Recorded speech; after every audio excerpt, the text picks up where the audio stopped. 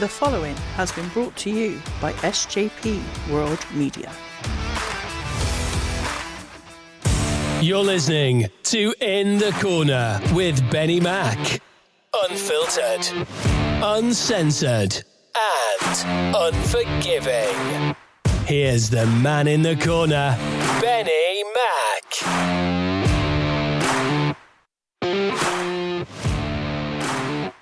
Welcome back to In the Corner. Hope you're all having a good day, good week. Hope you had a good weekend, as per usual. My apologies, this episode is coming a bit late, but we are here now, so thank you very much for sticking around, staying with us here on SJP World Media, and for this show especially, In the Corner. Well, Survivor Series Wargames is only a couple of weeks away, and it's shaping up to be pretty good. Based on this week's Smackdown, we thought maybe the Bloodline and the Brawling Brutes could be the other Wargames match, and to be totally honest with you, quite easily could be. I don't know, because obviously we've also got the OC and the Judgment Day over there. And yes, Steve-O, I'm aware that they are old TV shows, but you know, it is what it is, man. Like I said, come and join us in 2022. You know you want to.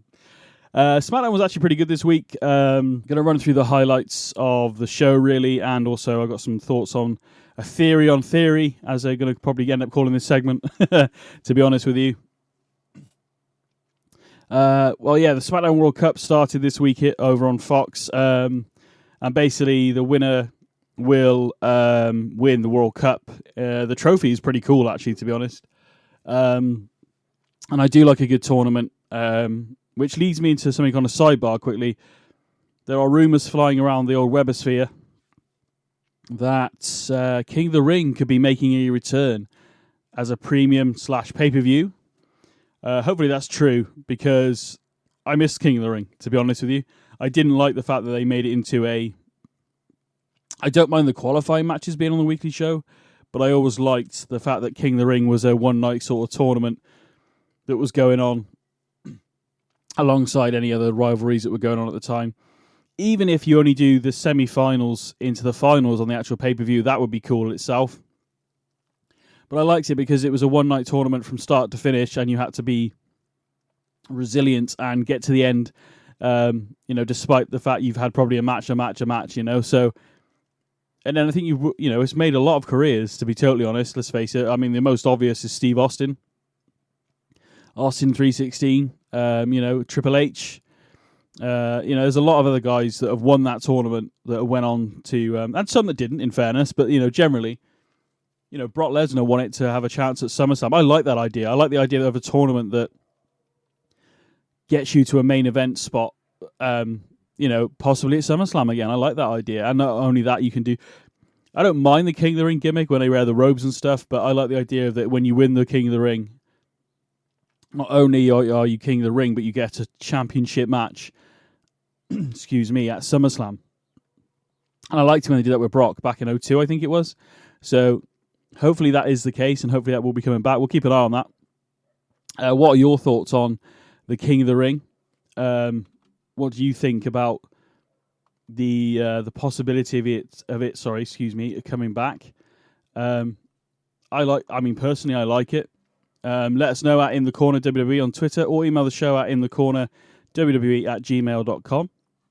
Let us know any of your thoughts, or even actually with the email stuff. Actually, I would like you to, if you want to, maybe throw in a old pay-per-view that you'd like me and Tyler to look at, possibly, or even maybe I don't know, maybe book a fantasy one, possibly. I don't know. Any ideas you want to throw at the show, we will give it a go. And, but at inthecornerwwe@gmail.com. That'd be freaking amazing if you could do that.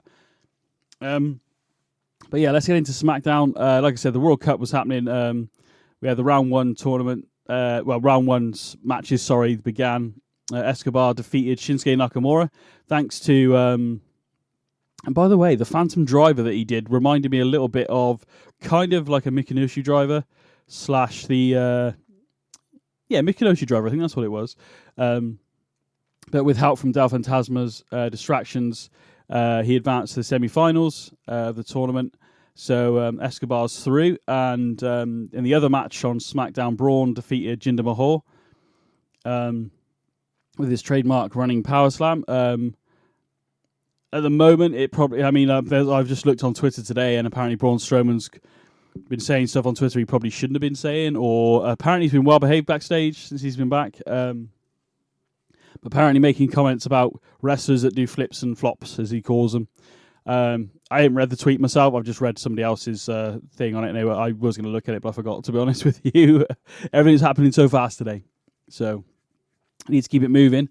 But yeah, those two matches going through. Sami Zayn's also in the tournament. That could be an interesting thing. But the winner not only becomes the World Cup champion, or World Cup winner, they also get a shot at Gunther for the Intercontinental Championship. Now, to be fair, Braun versus Gunther could be a freaking hard-hitting match. The popularity of Sami Zayn, I know Sami Zayn's been an IC champion before. That would be interesting, but we'll see how it plays out. Looking at what I saw this week, maybe there because Braun Strowman's got that win over Omos at Crown Jewel. But that could be a favourite to go through. But we'll see how things play out. And I like the idea of this World Cup thing. Maybe they should do this every 4 years rather than having it every year, or even every 2 years. They bring back the World Cup, maybe. But it makes sense because Fox obviously are going to be showing the World Cup as in the soccer for the Americans and football for us over here in Europe. But this is why they're doing it, I would assume. But I quite like it, to be honest. And they've got the flags up on the screen of which country they're representing. I think Ricochet's in the tournament as well. So this is going to play out over the next couple of weeks. And the winner will go against, as I say, Gunther for the IC title. If it is Braun, potentially could be an absolute slugfest in theory. But whether that happens is a completely and utterly different thing. But there we go. Quickly before we move on to the others, there was a backstage segment with LA Knight, and as he's trying to talk to the interviewer, the screen behind starts flickering the symbol of Bray Wyatt, that moth. Then it happens again, and he gets frustrated and goes, "Can you guys sort this out, or I'm going to turn it off?" And he turns away from the interviewer. When he turns back, Bray Wyatt is in his face, and it's like, oh, damn. We're actually seeing him interact with somebody from the roster now. And LA Knight, I wouldn't have guessed it, but I liked it. Basically, Bray's trying to say certain things of like, I used to think what I did was wrong and blah, blah, blah, the usual stuff. Really entertaining. LA Knight basically, which is then met by a headbutt to the face and floors LA Knight. So is LA Knight his first target, victim, whatever you want to call it? I don't know. But it's nice to see him chatting or talking or interacting, because all we've only seen of him, we saw him return at Extreme Rules, we've only seen him do, and obviously Uncle Howdy and stuff, we've only seen him do like promos backstage and stuff. So to see him in interacting again with like a guy like LA Knight is very interesting going forward.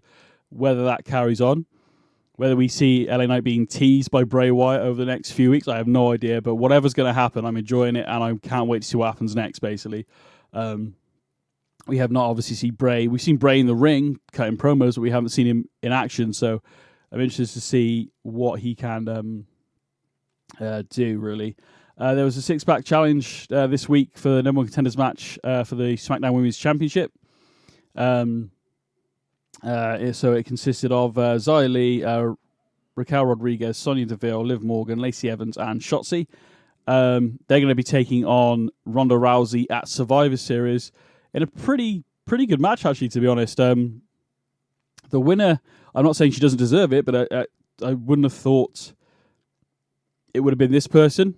But Shotzi is going to go and face Ronda. There is an altercation backstage after the fact. I thought Sonya Deville gets in her face, says all what you've really signed up for is a broken ankle, broken arm, whichever you choose, basically.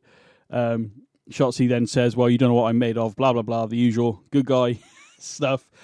She's really fired up for this match at Survivor Series. And Shayna Baszler says, "Why don't you say it to Ronda's face?" And she goes, "I will." And she goes, "We'll turn around then." Now, I thought Ronda Rousey wasn't going to be there, but she was actually. Before Shotzi could say anything, Shayna Baszler choked her out basically backstage. So Shayna Baszler is going to be a big factor to Ronda Rousey going forward. Not that Ronda Rousey can't defend her title, but let's face it, the way things are going, Ronda Rousey's definitely gone heel, and I don't know what Shotzi's chances are, but interesting matchup. The only gripe about that segment I will have is that even though she's a SmackDown Women's Champion, Ronda Rousey, she didn't have the title around her waist, didn't have it anywhere near her. So I don't know. It's just a little bit missing for me. I figured that you would at least have the bout with you, but there we go. As I already said, Ricochet is in the tournament, and he's in next week's SmackDown, because it's only on SmackDown the World Cup tournament. Basically, Ricochet wants his title back. Gunther actually approaches Ricochet with the rest of Imperium, and he said, "I'd be quite happy to mop the floor again with you, Ricochet. So better make sure you win." There's so many potential opponents here for Gunther. It's really cool. And as I said, I'm a fan of the tournament stuff anyway. So excuse me.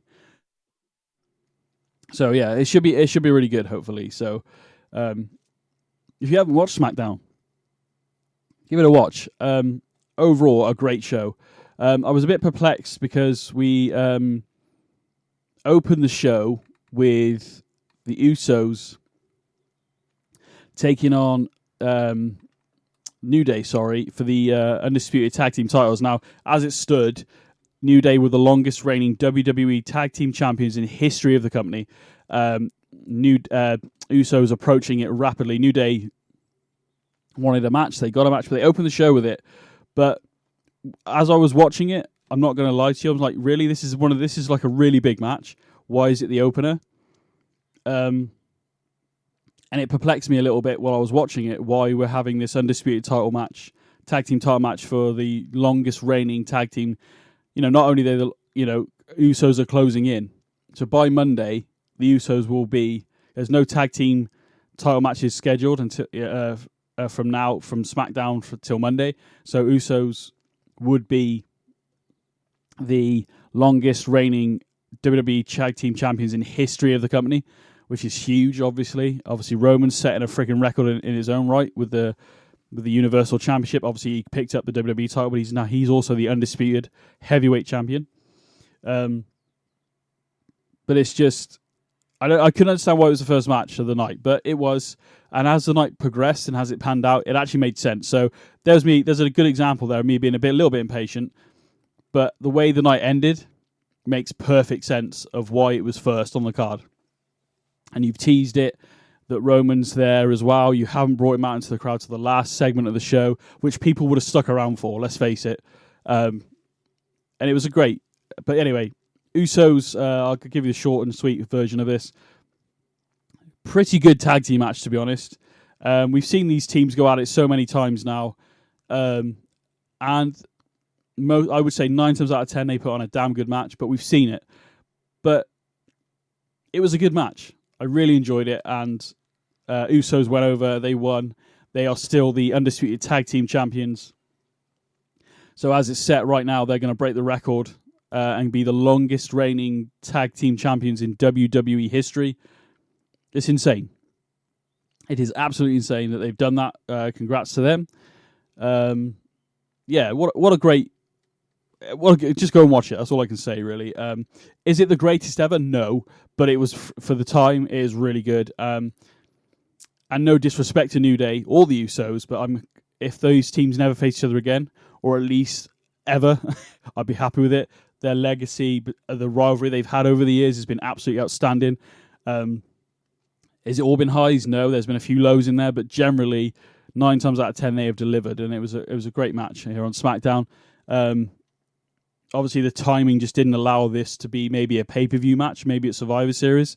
What an apt pay-per-view to be at, Survive. But because of the way, the reign that New Day had and how it all came together, it had to fall here. If they went any further, Usos would have just been the longest reigning without defending it. So it is a shame that they, obviously they don't see these things, do they, necessarily that far ahead?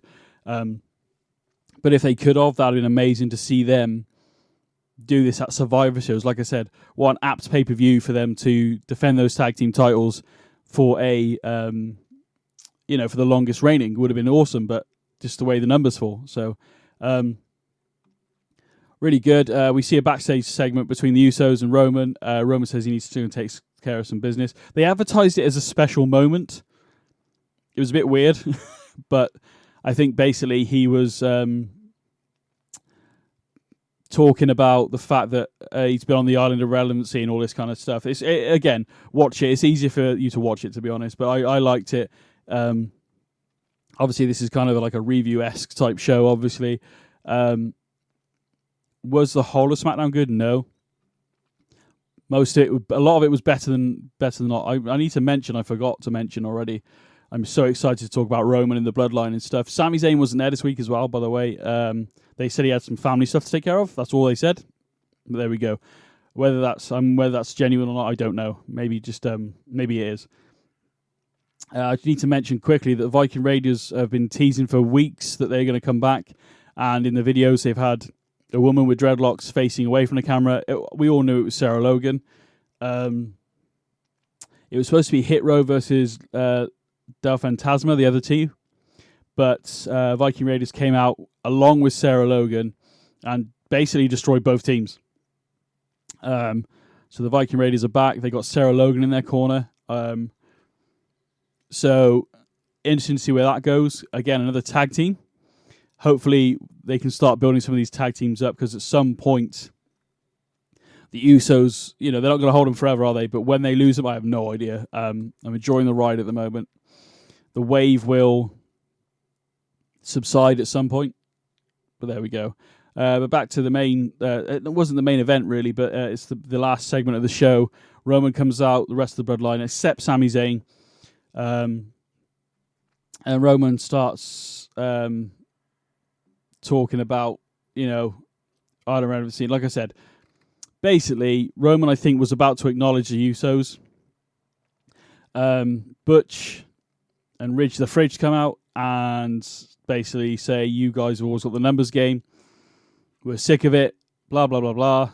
Really good, actually. Sheamus music's hit. The return of Sheamus was ruined, though, by the fact that his microphone was not working. And it ruined the moment, because the pop was amazing for Sheamus. I was really excited to see Sheamus back as well. But unfortunately, the microphone cut out a few times. Roman mentioned it. You can't even use a microphone and then he just got in a ring and started brawling. Now, of course, you've got Roman stands in the corner kind of out the way. Sakura and the Usos kind of taking care of business. Usos and the Bloodline start getting the upper hand, and then boom, Drew McIntyre's music hits. Honestly, I popped for this. I was like, yes, here we go. I honestly believe this match will happen at Survivor Series. Now, whether it's it's going to be interesting, because it doesn't necessarily have to be a Wargames, because in my head, OC and Judgment Day is going to be Wargames. This could lead to the maybe... do you know what I'd like to see, actually? Now, I know Drew and Sheamus are longtime friends. Let's see Ridge, the Fridge, and Butch take on the Usos for the tag team titles. I know they've already had a shot, but why not? Make it a ladder match or something. And then a triple threat for the undisputed WWE Universal Heavyweight Championship. Sheamus, Drew McIntyre, and Roman Reigns would be freaking awesome. But you could go that way with it. You could have singles matches rather than a Wargames. But at the same time, how cool would it be to see the Bloodline versus the Brawling Brutes and Drew McIntyre in a Wargames match? It'd be absolutely amazing. So that's how SmackDown went off the air, with a brawl. And I was actually gutted that it ended when it did. I want to see more. I want to see more of this. And you know what? Yes, I'm annoyed that they cut it off, but at the same, not in a way of like, I'm really pissed off with it, but I was really enjoying that fight. And I want to see more. So hopefully SmackDown will get some more answers. We'll see some more. Maybe we might get a bit of a promo on Raw from Roman, maybe, the Usos. Could be it. I think Wargames, Survivor Series Wargames in a few weeks is going to be, I think it's going to be really good. And I hope it lives up to the hype, to be honest with you, because honestly, like I said, the stuff they have going on, the build-up that they're doing at the moment with all these people, trying to sort of, it's almost like a reset. We said this on Wednesday's show. It's looking good. And the Bloodline stuff's good. How Sami Zayn's going to play into the World Cup, how that's going to play into the Bloodline. Maybe Sami Zayn brings the Intercontinental Championship to the Bloodline. Giving success there. The Jay and Sami rivalry is still going on, despite them feeling UC. There's a lot going on in WWE, and for once, like, it's all intertwined again, or it's getting there at least. There are a few things that are a bit lackluster, but there's more positives than negatives. Oh, there we go. And speaking of negatives, so let's move on to the main event of this show. There's been a lot of negativity headed towards Austin Theory. The fact that he cashed in for the US title. There's nothing wrong with the US title. I've heard people talk about, yeah, but it was an open challenge. Okay, it was an open challenge, but let's see how it all played out. Right. And I'll go back to Theory in a moment. But it played out an open challenge. Mustafa Ali was going to cash in, not challenge. Bobby Lashley beat him up and took his spot. Now, the match didn't get officially started with Bobby Lashley and Seth Rollins, but Seth Rollins was laid out on the table. He was done. He had been beaten up. As far as we knew, he was done for the night. And Raw was over. Theory comes out, sees that Seth's in a vulnerable state, and as I said on Wednesday show, it can be cashed in for a championship match at any time, any place for up to 1 year. Can't get to Roman. Even if he could get to Roman, Bloodline.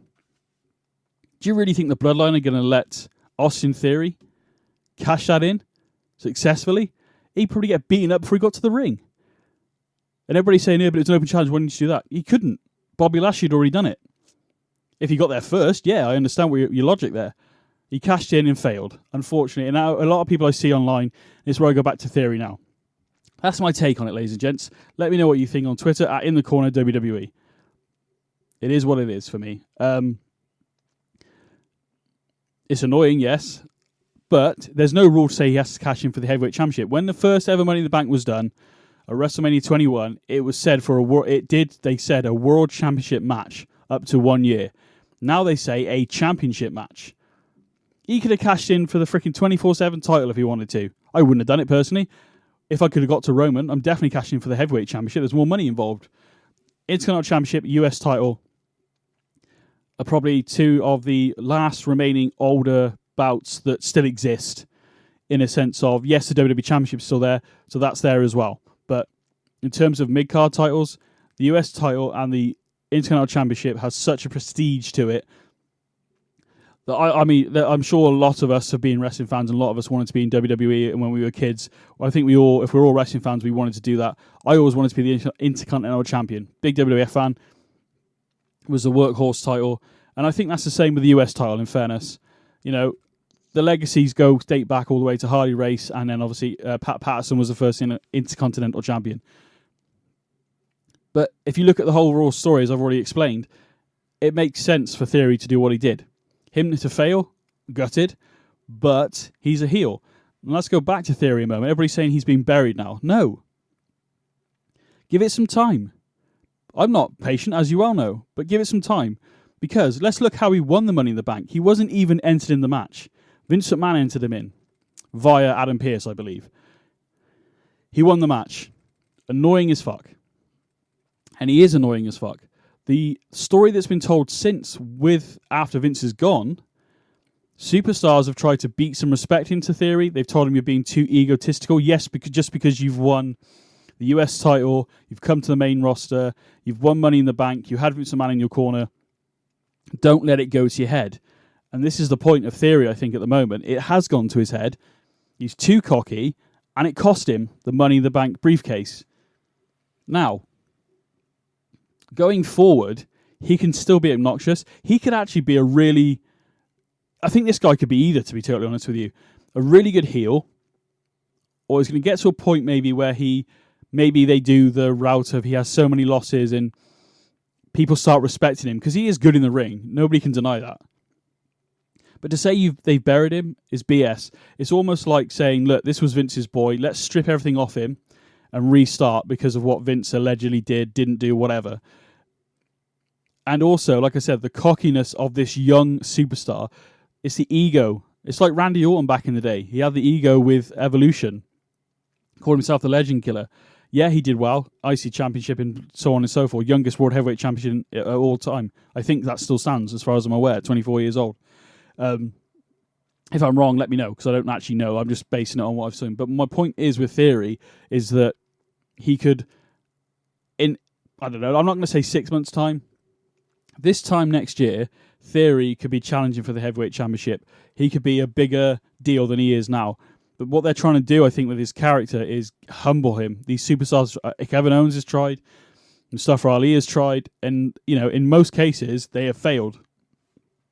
But Theory will realise that he's got nobody around him now. And all these accomplishments he's been cocky about are now gone. Because if he ever mentions, I'm the youngest Money in the Bank winner in history, yeah, but you didn't cash it in successfully. Nobody's going to remember that he was the youngest, at least not in terms of superstars. I think I'm losing track here. But basically, my point is, give it some time. And I think Theory will be one of the biggest stars in the company. Give it a year, and they're going to reset him a bit. But basically, on the story that's being told on TV, they're trying to humble him. They're trying to make it, yeah, you're good, kid, but you ain't that good. And sometimes you need friends. And I think that's what's going on here. And I can't wait to see what happens next, really. Thank you very much for downloading the show. Thank you very much for supporting SJP World Media. We very much appreciate it. I will be back on Wednesday, and the show will be out about 10 p.m, I think, roughly, here on for In the Corner on SJP World Media. Thank you very much for listening. Sorry, I am BenNny Mac. Follow the show at In the Corner WWE, and we'll see you all Wednesday for some more Raw and Tyler talk.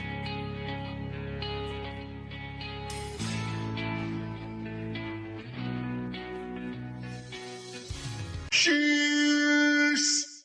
Cheers, please.